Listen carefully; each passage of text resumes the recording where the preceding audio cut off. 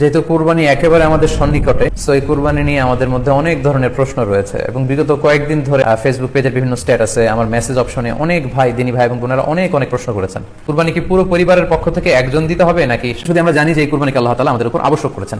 কুরবানির হুকুম সম্পর্কে যদি বলি তাহলে বলবো যে এটা ওয়াজিব হানাফি স্কুল অফ থট অনুযায়ী, কিন্তু অন্যান্য মাযহাবে এটাকে সুন্নাতে মুআক্কাদা বলা হয়েছে। স্কলাররা, জুমহুরুল ফুকাহা, ইমাম শাফিঈ, আহমদ এবং ইমাম মালিকদের মতে, তাদের মতে এটা হচ্ছে সুন্নাতে মুআক্কাদা, কিন্তু হানাফি মাযহাবে এই কুরবানি করা হচ্ছে ওয়াজিব। যেহেতু আমরা আমাদের বাংলাদেশে বেশিরভাগই হচ্ছে হানাফি মাযহাবের অনুসারী, সো এটা কিন্তু আমাদের জন্য অবধারিত। যাদেরকে আল্লাহ তাআলা সম্পদ দিয়েছেন, টাকা পয়সার মালিক বানিয়েছেন, স্বাবলম্বী করেছেন, আমাদের প্রত্যেকের উপর কিন্তু এই কুরবানি করাটা ওয়াজিব।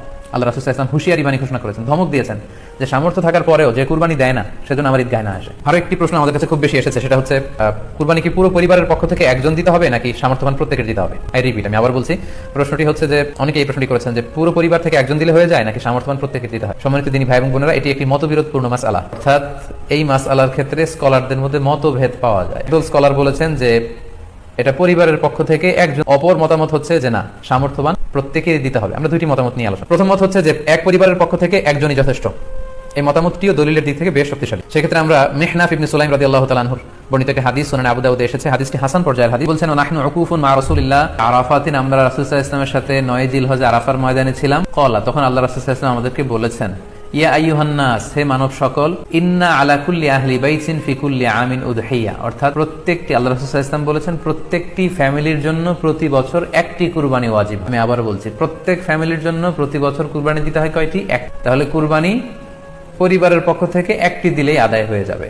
অর্থাৎ এই হাদিসগুলোর আলোকে বোঝা যায় যে পুরো পরিবারের পক্ষ থেকে একজন কুরবানি দিয়ে দিলেই আদায় হয়ে যাবে। স্বামীও চাকরি করেন, স্ত্রীও চাকরি করেন, স্বামীরও টাকা আছে, স্ত্রীর টাকা আছে, দুইজনের আলাদা করে দিতে হবে না। স্বামী যদি একটা ছাগল কুরবানি দিয়ে দেয় তাহলে স্ত্রীর পক্ষ থেকে, পুরো ফ্যামিলির পক্ষ থেকে কুরবানি আদায় হয়ে যাবে। এই হাদিসগুলোর আলোকে বোঝা গেল। দ্বিতীয় আরেকটি মত আছে, সেই মতটি হচ্ছে প্রত্যেক সামর্থ্যবানের উপর ওয়াজিব। এটি ইমাম আবু হানিফার মত এবং আমাদের বাংলাদেশে এটিরই প্রচলন হয়ে এসেছে।